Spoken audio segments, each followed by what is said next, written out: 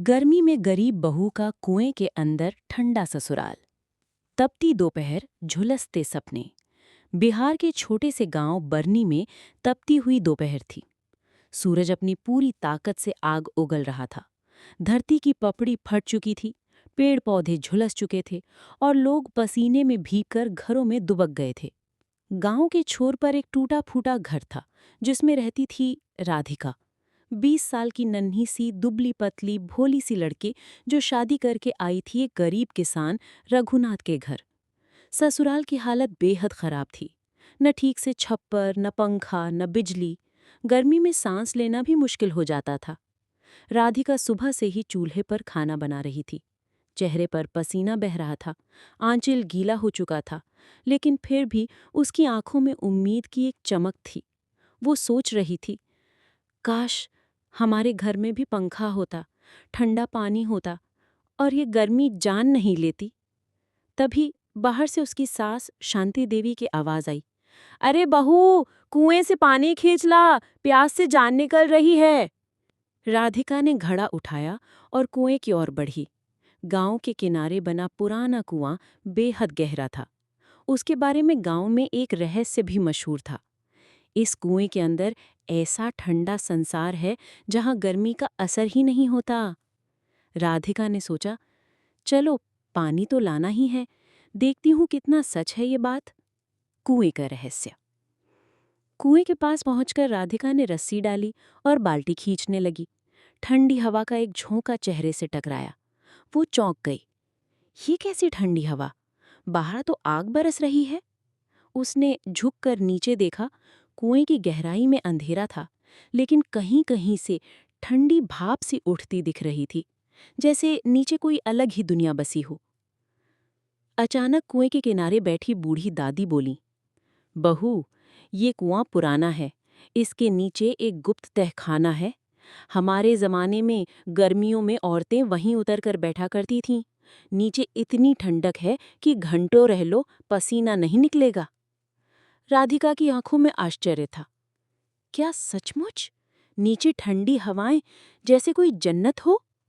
वो झिझकते हुए बोली, दादी, क्या मैं भी नीचे जा सकती हूँ? दादी मुस्कुराईं। क्यों नहीं बहू, लेकिन सावधान रहना। नीचे उतरने के लिए टूटी फूटी सीढ़ियां हैं। हाथ कसकर पकड़ना, वरना फिसल जाओगी। राधिका का दिल धड़कने लगा। उसने सोचा, गर्मी से मर रही हूं, अगर नीचे ठंडक मिली तो क्या बुरा है। वो धीरे धीरे कुएं की सीढ़ियों से उतरने लगी। अंधेरा गहराता गया, लेकिन ठंडक बढ़ती चली गई। जैसे जैसे वो नीचे जा रही थी, उसका शरीर पसीने से तरबतर था, लेकिन भीतर एक अजीब सुकून उतर रहा था। ठंडी दुनिया में पहला कदम। आखिरकार राधिका कुएं की तली तक पहुंची, और जैसे ही उसने चारों ओर देखा, उसकी आंखें फटी की फटी रह गईं। वहां नीचे एक छोटा सा गुप्त तहखाना था। दीवारों पर काई जमी हुई थी, लेकिन हर जगह से ठंडी हवा निकल रही थी। नीचे एक छोटा सा सोता बह रहा था, जिसमें बर्फ जैसा ठंडा पानी था, जैसे किसी गुफा में पहाड़ी झरना बह रहा हो। राधिका ने हाथ डालकर पानी छुआ।